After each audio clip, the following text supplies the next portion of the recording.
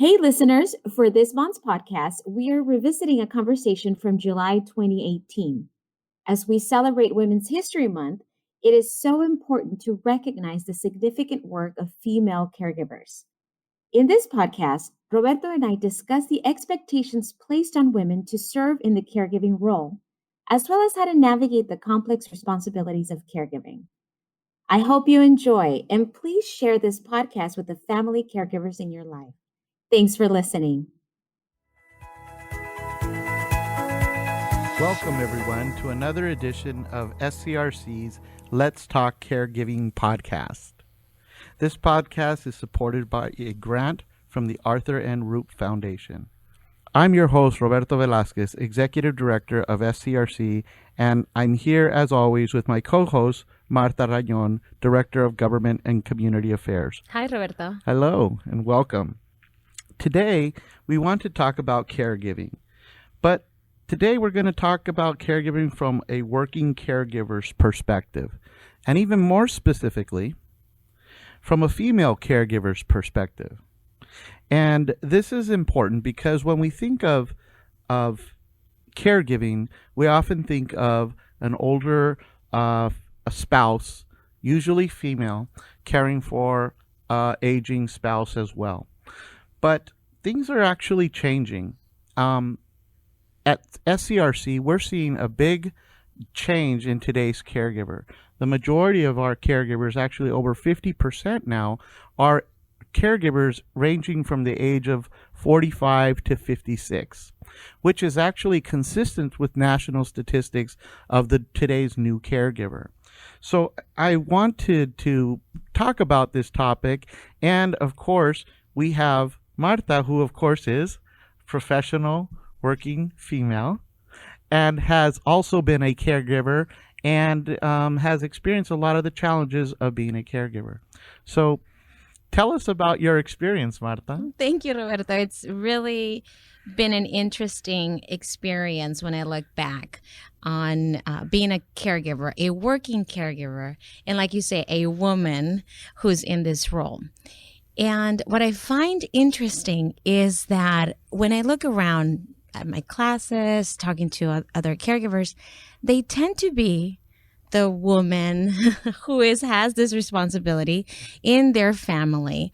It almost seems like that is a given, that if they are the sister, that's who the responsibility of caregiving is going to go to. And I found myself in that same situation when I became a caregiver. And it's really, I don't know if it's societal where we expect our daughters to do that, because I see that, especially in the Latino culture. Yeah, and the other piece of that is that oftentimes there's a lot of family members, but not everybody steps up to the plate, and it just seems it tends to be the daughter that kind of steps up, and not always, because we do have a lot of male caregivers as well. But even nationally, statistically, it's the female. It's who now, again, working female, who is the primary caregiver for most cases. I remember a caregiver in one of my classes who came up to me afterwards, and she said, I am a nurse. That's my background. That's my training. And there are 3 of us siblings, but I'm the only daughter. And it is a given because I have this nursing health background that I should be the one to step into this role and care for mom and dad. And she did it because she loves her parents and because she has that ability to do that. But she said, they could also do it. It's almost like a default mechanism that we sometimes employ, that, oh, you're the one that has the health background, then you go ahead and do that. You know better. And it's got to be really challenging because you're balancing a lot of things. You're balancing your profession, your work. You're balancing your family, your children, the community, the kids' school activities and sports, and other things that they might be involved in. And the dog and the cat and the house. And the dog and the cat and the house and then your, self-care. What is that? Dare I say self-care? What is that? Taking care of yourself, sleeping. And I'm laughing because I think when I was a caregiver, those were the things that went by the wayside. And I know I hear that from a lot of caregivers. I don't have time for self-care. I don't have time to sleep, much less to eat or read a book. And I know that when I became a client of SCRC, because this organization was just so wonderful in helping me through this time, is that I had to learn to modify my behavior, but also modify my expectations, that it didn't have to all fall on me. And I think that as a mom, as a working professional, as a caregiver, we just figured it's got to be me. I have to do it. This is my expectation. This is my lot in life. This is what I need to do. And then we kind of fall into this vicious cycle of I'm stressed, I'm burdened, I can't deal with it, it's too much. Well, and that seems to be the case across the board when you're a family caregiver, how overwhelming the responsibility gets. I mean, I know that, and I've said this before, that people get into caregiving, individuals, family, out of love, out of guilt, out of just commitment or just wanting to help, but often don't think about the longitudinal part of this responsibility, becoming a caregiver, thinking, oh, I can handle it, I can handle things, and 2 years pass by, 3, now you're talking about 10 years, yes. And the toll that it takes on the individual caregiver, emotional, physical, and financial toll.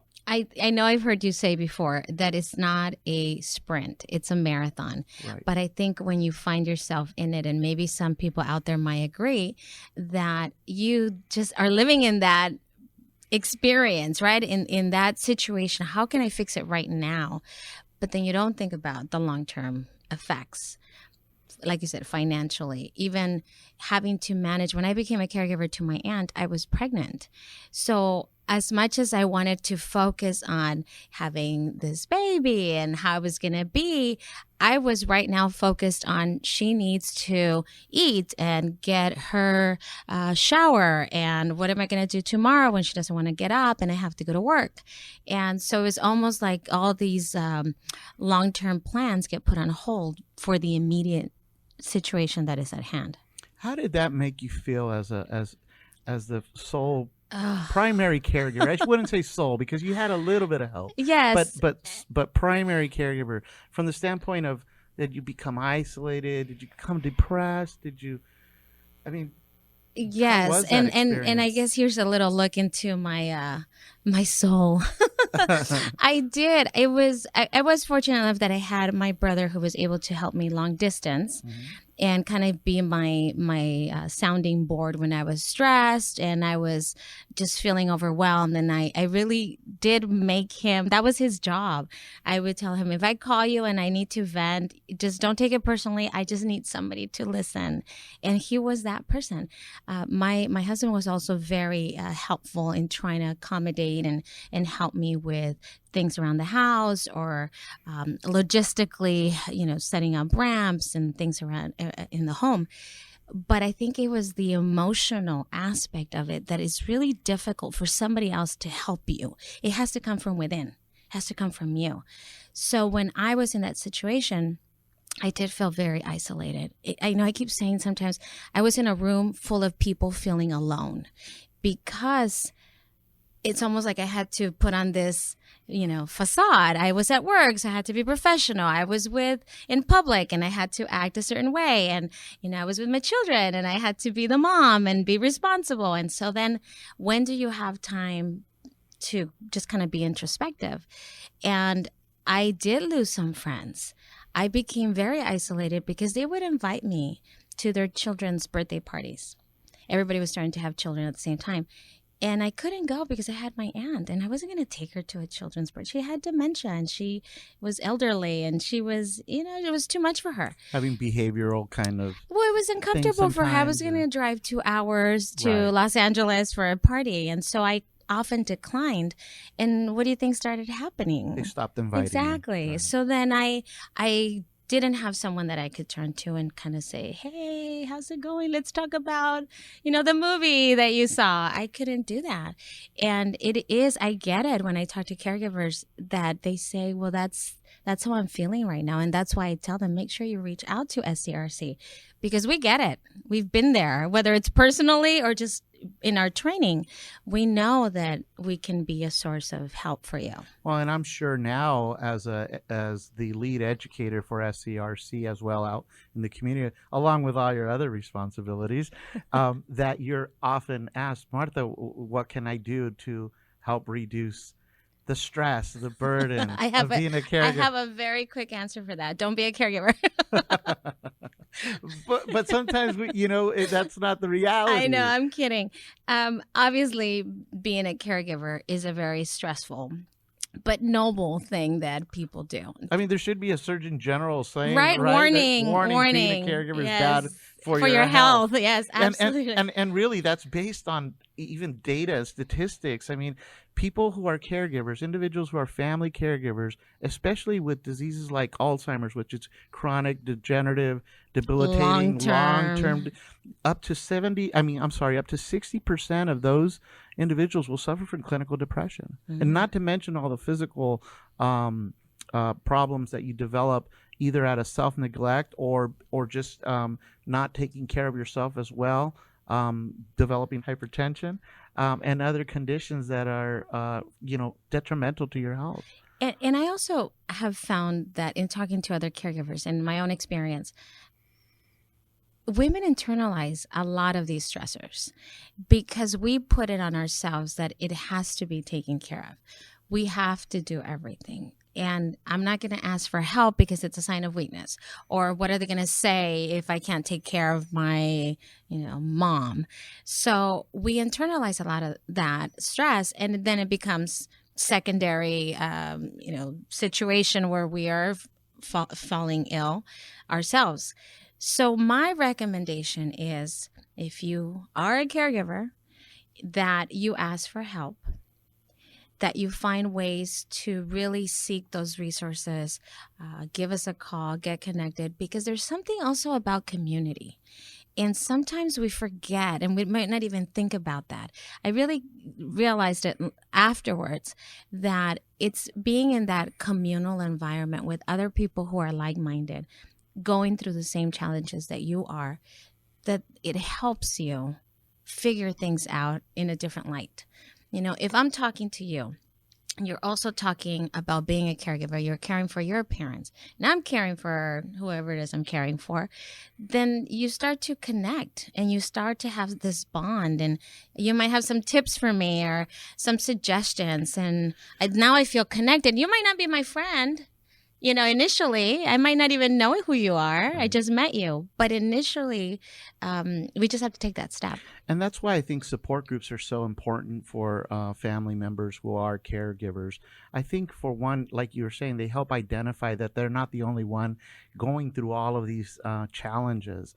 And support groups are really great because you're in a situation where you're not being judged.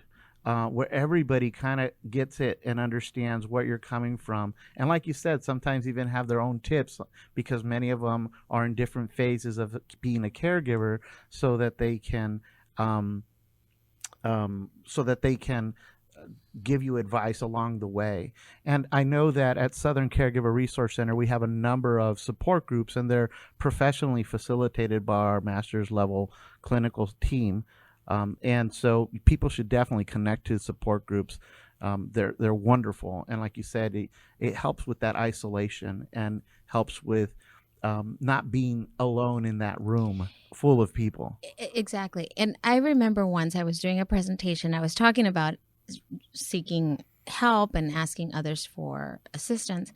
And I remember this lady came up to me afterwards and she said, you talk about all this and it sounds wonderful, but I'm the only child. So it does fall on me. There is no one there's no family members that I can rely on to help me. She didn't have any children either. And it was hard for her to understand that family is not just blood. right? It's not just that person that you're related to, but it's really it could be a friend, it could be a neighbor, it could be a colleague. It's that familial bond that you can develop with someone over time. Even people that have best friends, they're like sisters or brothers, etc. It's the same idea. It's just that we have it in our head that it's got to be within the family. And I found myself in that situation because I am the oldest of 5 children. Mm-hmm. And when I kind of stepped into this role, I thought, okay, well, we can figure this out, right? We're smart. I can go online. I can pick up a brochure. I can make a call, and we'll just divvy up the responsibilities and, just everybody take a piece of the pie and we'll put it together. And that was not the case. Yeah. It's really interesting. I saw a saying a friend of mine has in his home, and it says, friends are the family you get to choose. Mm-hmm. And it just makes so much sense from exactly what you're talking about. It doesn't have to be a relative. It can be other people involved in your life that are helping in different ways. And that's the other thing, when we talk about being a caregiver, often we think about the person who's doing the heavy lifting, the changing, the bathing, the help with the hygiene, the feeding, the cooking.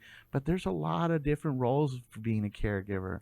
The person who makes the appointments for the doctors, who provides the transportation to the doctor's visits, Mm-hmm. who might come by and do laundry once a week. I remember a caregiver I was talking to recently, and he was, he didn't know he was a caregiver. Ah. And he came up The after other me. problem. The other problem, right? Not recognizing that you're a caregiver. He came up to me after my presentation, and he says, I'm trying to get information from my sister. She cares for my mom, and she lives with her, and pretty much she was the full-time caregiver. And so I started talking to him and quickly, realized, well, he's involved too. He is also a caregiver. He's just what we consider a long-distance caregiver. And when I tried to explain that to him, he said, no, I'm not a caregiver. I'm just helping my sister. And so that disconnect between caregiving and finding himself in that role also is a problem, because then the responsibility gets put on the sister. You are the caregiver. Right. You're handling it all. I'm just going to get a brochure and send it your way, instead of him maybe saying, hey, I think I'm a caregiver too. How can I get involved? I don't have to do the same things. I don't have to bathe her. I'm not living there. I'm in another state, clearly. Right. But there are other things I could do, like you mentioned earlier. So how important, Martha, when you were a caregiver, was it to develop a care plan? I mean, because I know you reached out to SCRC. Yes. And you had a family consultant working with you. And did that help you as a professional woman working and having all these responsibilities? Well, I think the final decision was made when I was working at an organization that was primarily women, where it was a healthcare focused agency, and I was in a similar position in terms of advocating, educating, Mm-hmm. Talking to the community.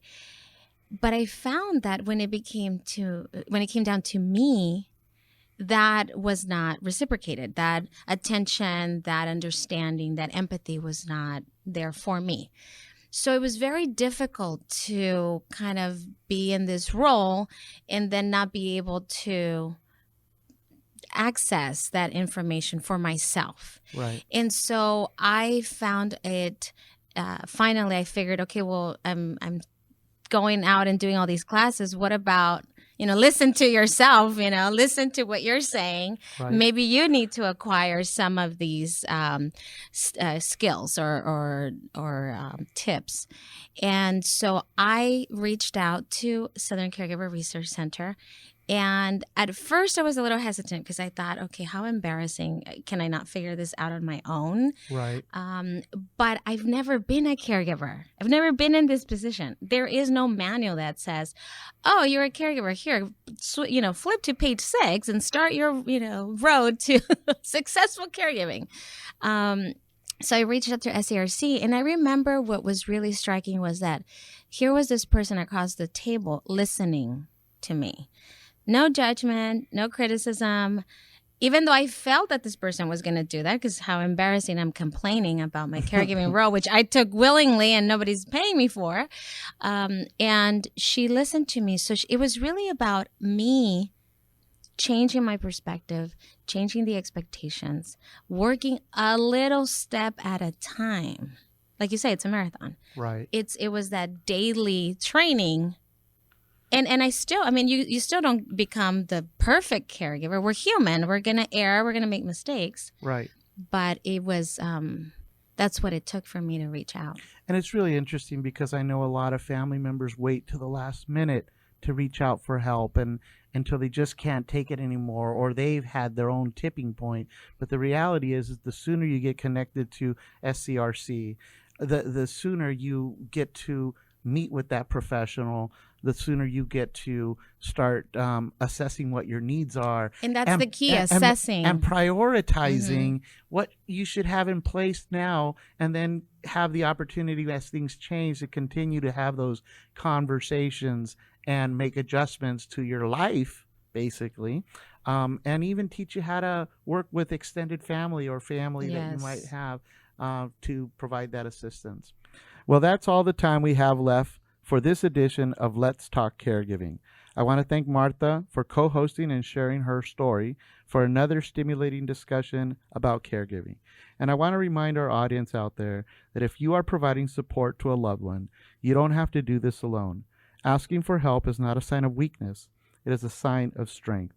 Just go to our website at scrc.care or call us at 1-800-827-1008. And finally, I want to invite all our audience to join us at our first ever Sounds of Summer benefit concert on Saturday, August 25th at the House of Blues. Just go to our website and you can get your tickets there.